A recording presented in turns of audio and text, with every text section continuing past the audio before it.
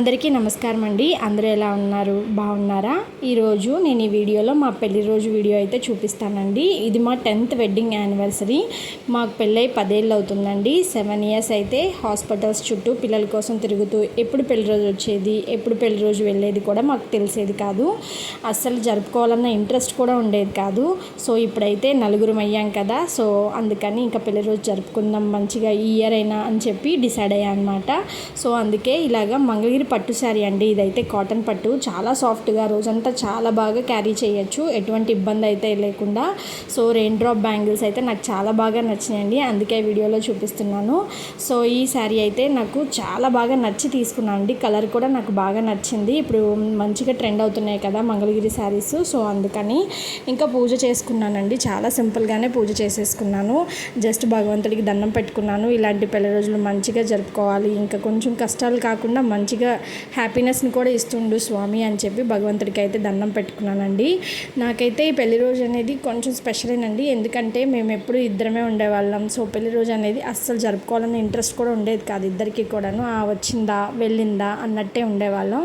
కానీ ఇప్పుడైతే పిల్లలు కూడా వచ్చారు కదా, సో వాళ్ళతో కలిసి చక్కగా ఎంజాయ్ చేయడం అనేది మాకు చాలా బాగా నచ్చింది. ఈ పెళ్లి రోజు అయితే కొంచెం స్పెషల్ అనే చెప్పచ్చు. 10 ఇయర్స్ అయిపోయింది మాకు పెళ్ళయి. లాస్ట్ ఇయర్ కూడా జరుపుకోవచ్చు, కాకపోతే అప్పుడు మా పాపకి బాబుకి కొంచెం ఫీవర్స్ ఉన్నాయన్నమాట. సో అందుకని చిన్నగా కేక్ కట్ చేసేసి వదిలేసాము. ఇంకా అందుకనే అప్పుడైతే జరుపుకోవడానికి కుదరలేదు.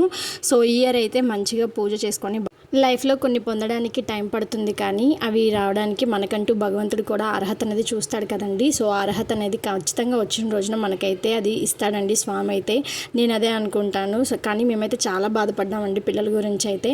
సో అదైతే ఫుల్ఫిల్ చేసుకున్నాము. ఇంకా వంట విషయానికి వస్తే ఇంకా మా వారికి పులిహోర, ఇంకా క్యారెట్ హల్వా చేద్దాం అనుకుంటున్నాను. ఇంకా నాకైతే గులాబ్ జామున్ ఇష్టం, సో అది కూడా ప్రిపేర్ చేసుకుందాం అనుకుంటున్నాను. ఇక్కడ చింతపండు నేను కొంచెం ఎక్కువే పెడతానండి, ఎందుకంటే నేను చింతపండుని ఇలా ఉడికించింది కొంచెం తీసి పక్కన పెట్టుకుంటాను. ఇన్స్టెంట్గా ఇంకా రసాల్లోకి, సాంబార్లోకి, పప్పులోకి వేసుకోవడానికి అని చెప్పి పెట్టుకుంటాను. అప్పుడు కొంచెం మనకి శ్రమ అనేది తగ్గుతుంది కదా. సో అందుకే ఇలా పులిహోర చేసిన టైంలో మాత్రం కొంచెం ఎక్కువే తీసుకుంటాను, ఎక్కువే దాన్ని తయారు చేస్తాను అనమాట. బాగా ఉడికించుకోవాలి చింతపండుని అయితే, బాగా ఉడికించుకొని దాంట్లో కొంచెం 2 పచ్చిమిరపకాయలు అండ్ కొంచెం బెల్లం వేసి మంచిగా దీన్ని అయితే ఉడికించుకుంటాను.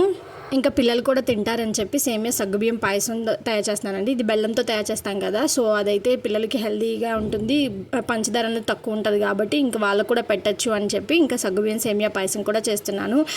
పెళ్లి రోజులైనా పుట్టినరోజులైనా మనం మాత్రం వంట చేయకుండా అయితే తప్పదు. మన పుట్టినరోజైనా సరే మనమే చేసుకోవాలి వంట, ఇంకా పిల్లల పుట్టినరోజులైనా సరే మనమే చేయాలి. ఇంట్లో ఏ అకేషన్ అయినా సరే మనమే వంట చేయాలి. వంట అయితే తప్పదు కదండి ఆడవాళ్ళకి.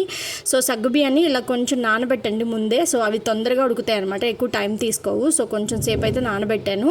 సో వాటిని ఇప్పుడు పాలల్లో వేసేసి మంచిగా ఉడకనిస్తాను. సో సగ్గుబియ్యం పాయసం అయితే రెడీ అయిపోతుంది. కేకులు కట్ చేయడం, ఇంకా సర్ప్రైజ్లు ఇవ్వడం అలాంటివి అయితే ఫస్ట్ నుంచి చేసేవాళ్ళం కాదండి. చాలా సింపుల్గానే చేసుకునే వాళ్ళం, ఎందుకంటే అలవాట్లేదని చెప్పాను కదా. సో అందుకని సో ఇలాగే ఇంట్లోనే వంట చేసేసుకొని హ్యాపీగా తిని సాయంత్రం గుడికి వెళ్ళి దండం పెట్టుకొని వద్దాము అనుకున్నాము. పిల్లలకు కూడా మంచిగా ఉంటుంది, గుడికి తీసుకెళ్ళినట్టు ఉంటుంది అనుకొని ఇంకా అలాగే చేసుకున్నామండి. సో పులిహోర కోసం ఇక్కడైతే తిరుమాత పెడుతున్నాను. ఇంకా మొత్తం అంతా అన్నీ వేసేసి పల్లీలు, తిరుమాత గింజలు, ఇంకా కరివేపాకు, మొత్తం అన్ని జీడిపప్పులు వేసి మంచిగా పులిహోర అయితే చేశాను. పులిహోర టేస్ట్ అయితే చాలా బాగుందండి. ఈరోజు అయితే మా వారైతే చాలా బాగుందని చెప్పారు పులిహోర. సో సాయంత్రానికి అయిపోయింది మొత్తం అంతా కూడా.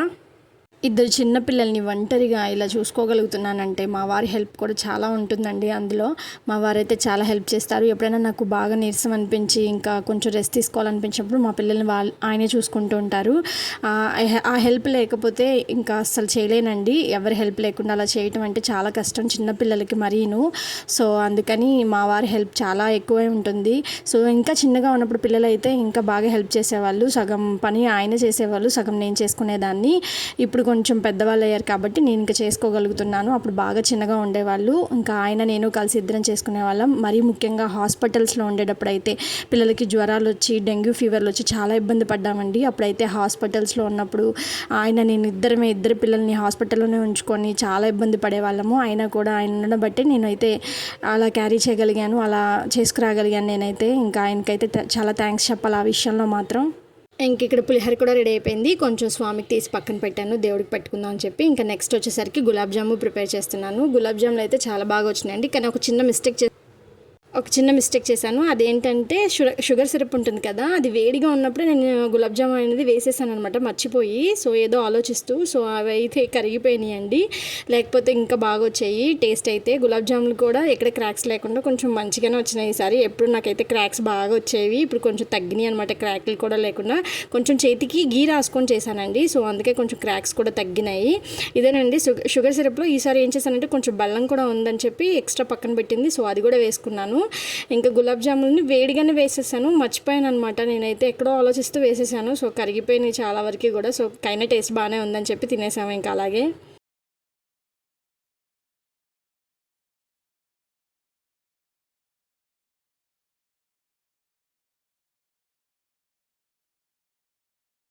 మంచిగా ఇలాగా ఉండల్లా చేసుకొని తర్వాత వాటిని నూనెలో అయితే వేపుకున్నాను అనమాట. చక్కగా గోల్డెన్ బ్రౌన్ వచ్చేంత వరకు వేపుకుంటే మంచిగా ఉంటుంది. ఇవి చూసేదానికన్నా ఇంకా ఆ సిరప్లో వేస్తే ఇంకా డబల్ అవుతాయి కదా గులాబ్ జామున్ అనేవి. గులాబ్ జామున్ అంటే నాకు చాలా ఇష్టం అండి, చాలా టేస్టీగా ఉంటాయి. సో అందుకనే ప్రిపేర్ చేశాను.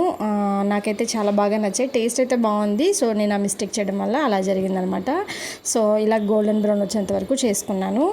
పిల్లలు కూడా గులాబ్ జామున్ చాలా బాగా ఎంజాయ్ చేశారండి. అప్పుడప్పుడు పెడుతూ ఉంటాను. ఇవి జంక్ ఫుడ్ ఏం కాదు కదా, ఇంట్లోవే కదా. సో అందుకని ఇంట్లో ప్రిపేర్ చేసిన ఏదైనా సరే పిల్లలకైతే ఇస్తూ ఉంటాను.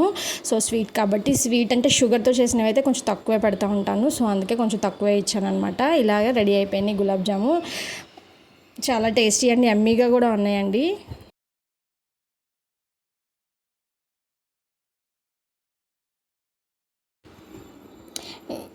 ఇంకా ఒక జార్లోకి మిగిలిన చింతపండుని అయితే ఇట్లా పెట్టుకుంటానండి. గ్లాస్ జార్ మాత్రమే యూజ్ చేస్తాను, స్టీల్వి యూజ్ చేయను.